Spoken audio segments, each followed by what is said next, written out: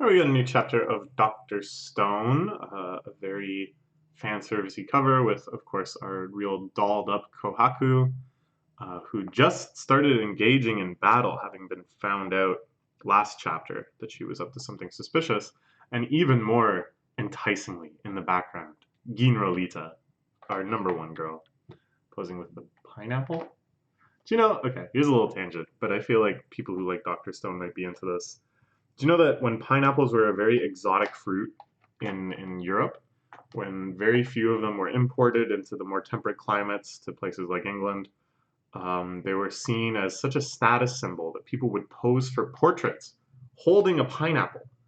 And they would even get loaner pineapples, not to be eaten, but just to be taken to parties and stuff. So you'd walk around the party with this pineapple, being like, you guys ever seen one of these?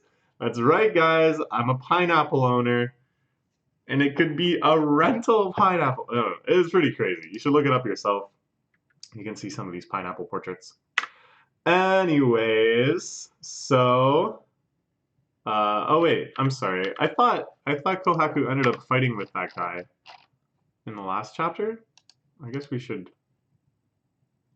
take a quick run at the previous chapter. Sometimes it won't let me click the chapters for some reason. There we go. So what had happened again? They got the drone started up. It's all wobbly. Yeah, it really looks like Kohaku is about to start fighting this guy, right? No. He's like, tell me where your friends are hiding. And then she's like, do you really think I'd betray my allies? And it looks like she's getting ready to fight. Hmm? No? I don't know. Anyways, so what is going on? She's going to meet the master. Only Ginrolita was summoned. So a big chance to finally make contact with the enemy leader. Remember our mission, Gino? We're here to learn all we can about the enemy. Okay. So someone is at least getting into the inner sanctum. Someone is going to meet face to face with the long elusive master whom we haven't even seen yet. Who I don't know if his appearance will reveal something, will be some twist. I have no idea. But he only has eyes for Ginrolita, and who can blame him? So, unfortunately, he's got to go in solo. Probably the master can get some information, maybe even take hostages if the opportunity arises. Yeesh. I doubt it. Oh, wait a minute. So this is the order of operations. So this scene took place briefly before the scene we saw depicted in the previous chapter. So now we're going to follow Ginrolita's perspective as he walks up this winding wooden pathway. Whoa, he's got a little pineapple bomb! So I guess that's why he had it on the cover. My secret weapon is this pineapple. Master summons you, bide your time and wait for a chance to toss this into the room. What's just a container? What's inside is ethyl acetate. By bug collectors to kill and preserve specimens. Okay. Smells kind of stinky. I assume it's just an overripe pineapple. Not too strong, but it is potent. Oh, interesting. Maybe this isn't something they should tell kids at home about then. If you should never ever sniff it under any circumstances. It'll make you all dizzy in the head. Which if I'm some bored out of my skull Japanese 13-year-old reading Weekly Shonen Jump, I'm like, maybe it would be fun to be all dizzy in my head. No? No? Anyways, we'll see if this works. He's in the inner chamber. The master shrouded behind a veil. Good, good. Enter. Too nervous to lie. And then, of course, the other super hunter guy is here. On this beck and call. You'd be nervous, Ginrolita, but we can't get girls who haven't been vetted spend time alone with the master. Oh, okay. So I guess this is a perk. of his position as like the number 2 in this kingdom. Okay.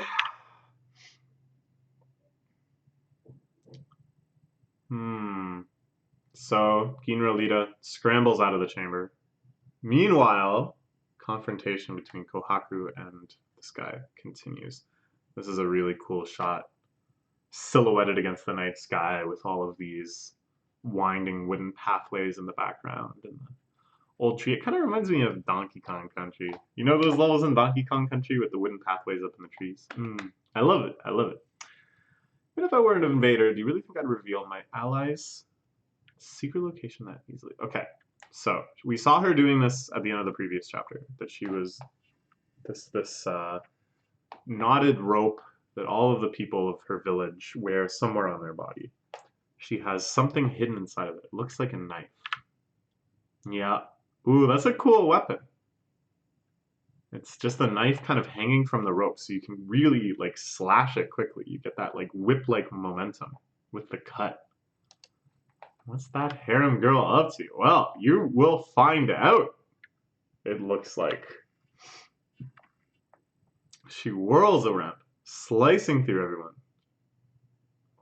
No mercy. Kill her dead. The great Orashi is the strongest on the island. Now witness my miracle power. This is, of course, when the other major guards, this guy with like the Anubis sort of mask. But it looks like the other guy is much more just intrigued with Kohaku. I think he might want to switch sides. I think he saw the big ship. He saw some of this weird technology that none of them can understand. And he's like, oh, geez, this is probably a war we're going to lose. Because he doesn't seem overtly hostile to Kohaku. He's just like, tell me where your allies are hidden.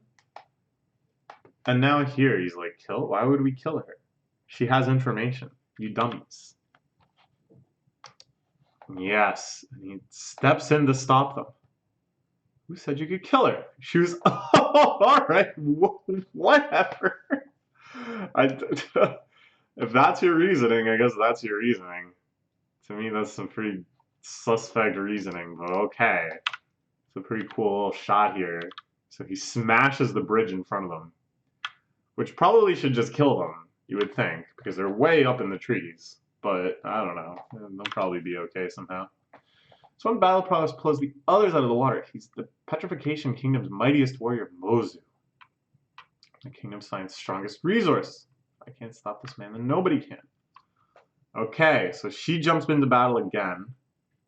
The cocky look on this guy's face. Actually, Kohaku has kind of a cocky look too. She's got a cool look, that's for sure.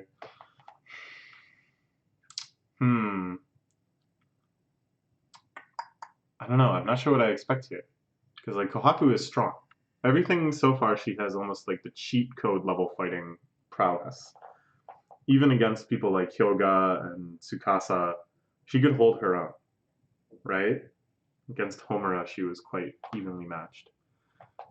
So against this guy. Ooh, but that's my chance. Okay, so he manages to drug this one hunter guy. He presumably knows to hold his nose or whatever. That's why he's not being affected as well. And right before he escapes, he has this extremely accurate vision of Kohaku just stomping the poop out of him. He blew her one chance, and now have nothing. Oh! Oh! He opens the door to the master. But the master is already petrified? Face looks familiar. The master looks like he's been petrified. No? But was he not talking earlier? Or was that just the hunter guy talking as if he was the master? What does it mean? What's going on here? And whose face is that? How does the face look familiar? Who could it possibly be that Ginro would recognize? Soyuz? Ah. Could be Soyuz's father. But definitely petrified, right? What? What's going on? Yeah. Yeah. Petrified man. Whoa. So, this is the twist. The master was no master at all. It's just a figurehead. Just this kind of mythical power that allows everyone to fall in line. That they see the strength of the hunters under his command, the warriors, and they're like, geez, we can't even mess with these guys. And the master is even stronger. Like, we gotta just submit, right? That kind of stratification and intimidation. But probably, if he was Soyuz's father, actually a very kind man, perhaps? He's petrified. But why? What's going on? My son. Ooh, that's too spooky. This guy is so horrific. His whole shtick is so exaggerated. And this is a really horror sort of panel, you know, like the framing of it and stuff. Poor Ginralita in the foreground, shocked white, totally unshadowed, nothing. And then this like huge, formless, menacing figure just growing out of the background, you know? It's the exact sort of structuring you'd want for like a horror shot. And this is the power of horror in manga. I was watching a really good video by Super Eyepatch Wolf talking about Junji Ito that talked about this impact of the page turn that I think is a really cool thing to focus on manga. That there's no sense in which you need to process this to comprehend it.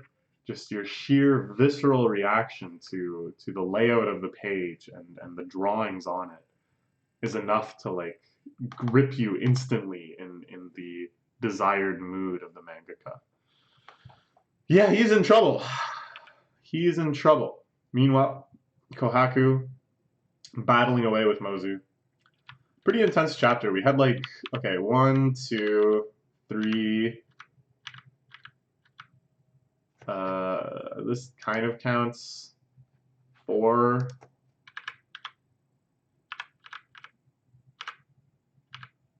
I thought there was maybe one more.